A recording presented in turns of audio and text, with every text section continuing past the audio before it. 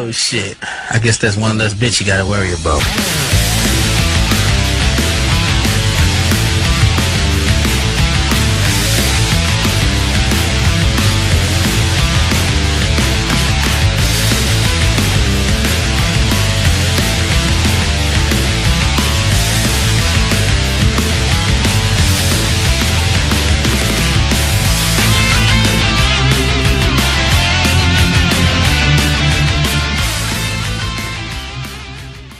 Powerful Swordsman here, giving you my top 5 favorite anime openings of all time. And you know, today, and this time it's not going to be no this edition or no that edition like 2017 edition. It's going to be any edition. You know, songs from even the past, like anime songs from the past up till now. So you know, some of them are from the past. You know, probably back in 2005 or 2012. Some of them were released in those times. I don't know. But anyway, let us get started. And you know, like coming in at number 5, it was a personal favorite of mine when I was in the middle of Bleach. So yeah, it's a Bleach opening. It's one of the very best openings ever. It was when we literally got into the middle of Bleach during the Soul Society, man. That Ichigo versus Byakuya greatness. But I'll say it like this: it's Bleach opening 3. Ichiro Gana. I think it's Ichiro or whatever. But Bleach opening 3. What I like about Bleach opening 3 was that mostly it starts off by just looking at the characters, man, in this whole dark version in the opening. Where it'd be like, it goes like Kimi wa Kimi ga Moshika. It kind of starts like that. You know, it starts off with the guitar solo and all that stuff, like guitar solo with the flower song to drop, and then it goes like this, that, and goes straight to the characters. But the way it shows the title after that part, and it goes like Ana Ichiru Gana, and it just shows like the Bleach logo just going flames and all that stuff like that, and it shows from Ichigo to Hollow Ichigo. That was crazy right there. But for the rest of it, you know, going straight deeper into it, Ichigo's just standing right there, and what I like about it is that Ichigo's standing right there with his sword just sticking up and his hands in his pocket. What I liked about that was Ichigo was looking epic as always, because don't forget he's the main character, man. And the whole point of this opening right here shows we're in the middle of the Soul Society for this opening right here. So it's Soul Society, the rescue, right? And you know, for the rest of it, it just goes on with the rest of the captains. It goes on with Chad, Uryu, Orihime, just looking everywhere and all that stuff. And it shows like the part with I always say this, shows Head Captain Yamamoto with the flames and all that stuff, and all the other captains just doing their thing in the opening of Bleach, like Bleach of opening 3.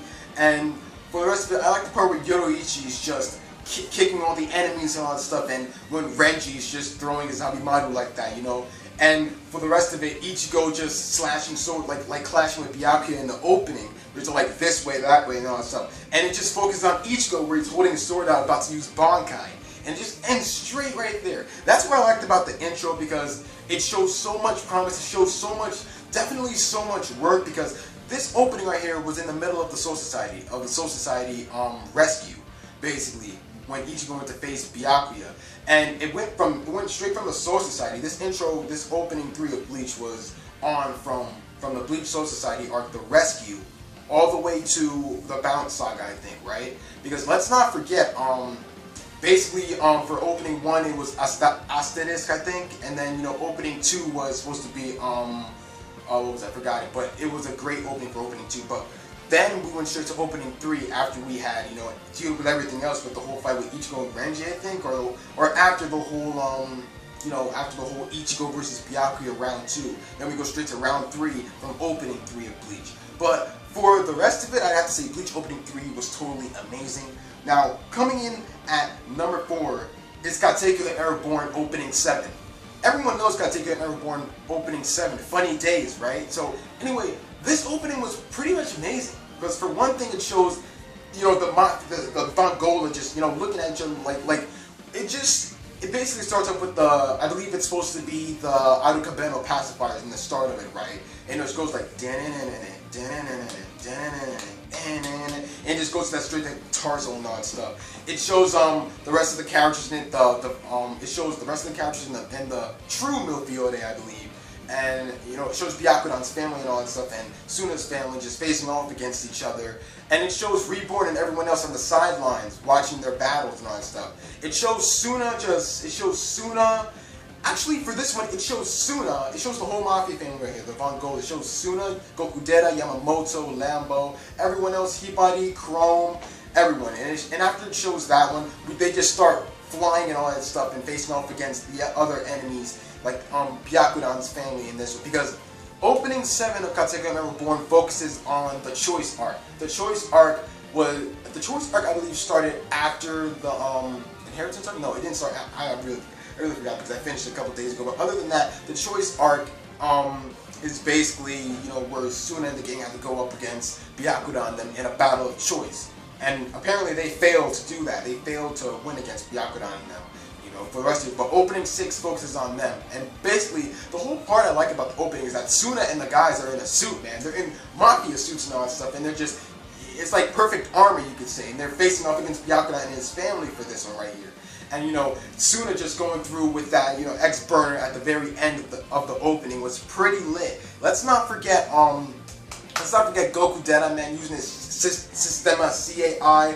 Pretty lit. The best part of this opening was these guys showing off their skills. Yamamoto with his sword and all that stuff. Shigure Ryu, Sono Ryu, or whatever. But it was crazy as hell to see this opening right here. Because not only was the opening lit, but the song itself. Because, it goes pretty much well with it. It goes like funny days, funny phase, or whatever you say. But I can remember that opening lots of times. But in the end, yeah, and I like the part where Suna's in the cloak. Where Suna is in Angola Primo's cloak and all that stuff. He's using the cloak with his box weapon right there, and he's protecting Kyoko and Haru like that. It was totally lit. The way Suna ends the opening with his X-Burner goes like Sa Ta. I like the way you remember the way it just ended right there. It just gave you that lit time. But other than that, opening 7, you gotta love opening 7 because I was in the middle of watching that before after I finished the anime, and I kind of wanted to hear the opening again several times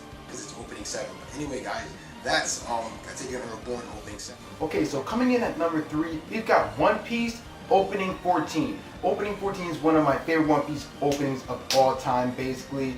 And this one is called We Fight Together. It's one of my favorite soundtracks in the anime. Like it's one of my favorite openings in the anime, and it's mostly the last ending of the first half of One Piece before we get to the time skip, basically.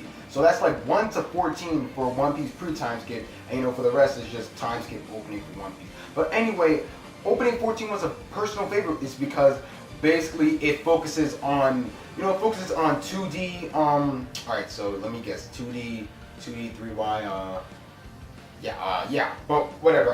It focuses on Luffy trying to get through his training in order to meet up with his friends after that one, because basically it's after Marineford. I believe it's after Marineford, right? And it also focuses on the post-war arc, basically. The reason why is because when I mean post-war arc, I mean Luffy, Sabo, and Ace arc, basically. Back in their childhood, where Luffy, Sabo, and Ace were little kids, and they used to spend time, play around and all that stuff. How they met, it focuses on that whole filler episode thing with Luffy, Sabo, and Ace's kids, basically. A couple of filler episodes. Because if you can see in the intro, in the opening of 14 of One Piece, you can see Luffy, Ace, and Sabo running down this crazy place, running down the forest and all that stuff, running down this and that, and it's them as kids, basically. That's what it focuses on. It focuses on some of the episodes as the three of them as kids. Luffy, Sabo, and Ace's path, basically, of the first time Luffy met Ace, and how he also met Sabo as well.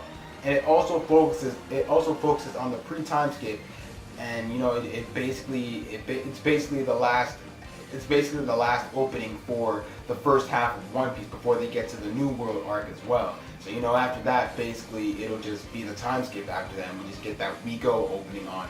But anyway, I like this one because Luffy, Sabo, and Ace, their childhood was totally amazing. And when I see this intro, I sometimes cry because I miss Ace too, because whenever I see this intro, I can see Luffy, Ace, and Sabo running down, running together. And when I look at Ace, I realize that Ace is gone, and he's never coming back to. That's what happens when I look at Ace when he's running down with Luffy and Sabo. And Luffy and Sabo, they're the only brothers remaining alive. And for the rest of it, the part at the very part close to the end of the opening is when Luffy gets pushed. Luffy gets pushed, and Ace is the one who pushes him. Ace's will pushes him and all that stuff.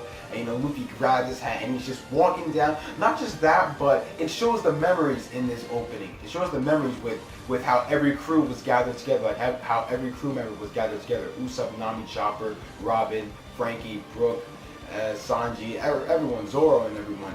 It shows how they were all gathered through each of their numbers and all that stuff. And then it just goes like that where Ace pushes Luffy, and then I really like that part of the opening. And you know, for the rest of it, Luffy grabs his hat, he's walking down and thinking about all of his crew members before he meets up with them again. And you know, later with that, Luffy and them, it just ends the opening right there. And Luffy's fist is all up like that when his team. I like that. I really like that about this opening. So other than that, I gotta say, opening 14 is totally amazing. That's one thing that I like about One Piece. You know, it just shows up this and that. It's epicness. Anyway, coming in at number 2, Inuyasha opening 5. What I like about Inuyasha opening 5 was, how do I say this? Basically, the way this and that, you know what I mean? I just like so many. Like coming in at number 2, we've got Inuyasha opening 5. What I liked about Inuyasha opening 5 was at the very start, we were just talking about, this is a feudal fairy tale, Inuyasha. They started with every opening, but opening 5 is the best part, is the best one they started off with, and that's what I liked about it. But anyway, opening 5, we lead into the things, we lead into the Hakudoshi, the infant arc basically, I think, and we deal with Kagura and everyone else. But for the rest of it, Inuyasha opening 5. It starts off where Inuyasha is just holding his Tetsaiga, and he's slashing through the waves like that. That's what I really liked about Inuyasha right there. We see Moroku, Sango, Shippo, Kagome, everyone else just doing their action in this intro. And we see Hakudoshi showing up. Hakudoshi is pretty epic, you know, at first just an infant, but then later he's just growing and growing and growing. But for the rest of it, you know, Inuyasha, we just look straight at Kikyo and then Inuyasha and then that, this and that. But you know, the best part about this opening is that it starts off with, you can now dream, Shume Kazuki, I forgot the rest, but opening was pretty epic. We see Shishomaru who's all like, with his Tokijin sword, I think. Tokijin, right? Or either Tenseiga. But for the rest of it, what I like about the opening, how many times am I going to say what I like about it? I'll just say it like this. Opening 5 showed adventure. Because, for one thing, Inuyasha started off, yes, feudal fairy tale. Like a couple years ago, long thousands of years ago, with a feudal fairy tale. And you know, this, like each opening for Inuyasha, I realized they just show it in the feudal era only. I don't even think they just show it in Kagome's world, just in the feudal era. Because we've had some battles of the Inuyasha anime in Kagome's world, but mostly the rest of them just happen in the feudal era, you know what I mean? But for the rest of it, I like that during this opening, Inuyasha's just bringing his sword up and he's just going like that and all that stuff. And then just zoom into the characters at the very end of the opening, where it's all like 1, 2, 3, Inuyasha, this, that. And I like the part at the very beginning of the opening where the sun actually just shined like that. That's what I really liked about it. But Inuyasha opening 5, a very definitely a great opening. So I'm not gonna lie about that one. Because, you know, it brings back total memories of when I was watching it on Adult Swim, you know, when I just finished it a couple of years ago. But anyway, that's Inuyasha opening 5. Coming in at number 1, personal favorite. I really love it a lot. And, you know, I am past this arc. But it's Yu-Gi-Oh! Zexal 2. Yu-Gi-Oh! Zexal 2, not 1. Yu-Gi-Oh! Zexal 2, opening 1. Now, what I like about this one was, you know, the way it starts off is like, dun, dun, dun, dun, Ima Hajime na Yosa. I like the part, the way it starts off, where Yuma's just flying through the sky, and then all the monsters are in the way, all the number cards and all that stuff. And I like the way Yuma's just standing there, Yuma's just going up, this, that, and then the way it just sinks into the opening, where it just sinks into the title, and you know, like, we see all the other characters just showing up. We see Tori, everyone else, you know, and we see Rei, who was basically found out to be, well, you know. But for the rest of it, I like the way this opening was, because it started off well for Yu-Gi-Oh! Zexal 2, the Baryon arc and all that stuff. Because I'm on the Mytherian arc, I think, right? But for the rest of it, I gotta say, opening 1 of Yu-Gi-Oh! Zexal 2, I like. Because I always listen to this song when I get up in the morning. I'm not gonna lie to you on that one. But what I like about this opening is that it doesn't just show all the characters and the way they are and all that stuff, but I like the way Yuma, Kite, and Shark just show up like that. I like the way Shark and Kite just show up to help Yuma like that in this opening right here. And Yuma's just standing up and he's getting his courage back. Alright gang, let's go, man. It's like, nah. But for the rest of it, Yuma's just running straight towards the enemies, and I really liked it. you know, Kite summoning his Galaxy Photon Dragon and Shark summoning his Shark Dragon. That was really crazy to see this opening right here, because I realized that Yuma, Shark, Kite, they're one of my favorite characters in Yu-Gi-Oh! Zexal. The three monsters trio, like Luffy, Zoro, and Sanji. But opening one of Yu-Gi-Oh! Zexal 2 didn't just show the greatness and all that stuff, but it showed my bae Rio in it, bro. It showed my bae Rio. And then from that, we go straight to the end of the opening, where it just shows the rest of the characters as they shine their way to the very end of the intro. And the way Shark and Kite just like slash out their cards like that at the very end, I really like that part. And the way Yuma just puts his right in the air, like seriously, these three main characters, Yuma, Shark, Kite, the three of them have siblings. Like seriously, the three of them have siblings. That's what I really noticed. But Yuma has his hot sister Kari, Shark has his hot sister Rio, and Kite has his brother Kite has his brother Heart, alright? But for the rest of it, I really like opening one of Yu-Gi-Oh! Zexal 2. So all I gotta say is totally lit. But anyway, guys, I think that's all for now. I think that's my whole top 5 favorite anime openings. I'll probably be doing more as well, but I might be doing my top 5 favorite anime openings for One Piece, because I feel like I didn't really go too well on, you know, what I picked. But anyway, guys, thanks for watching.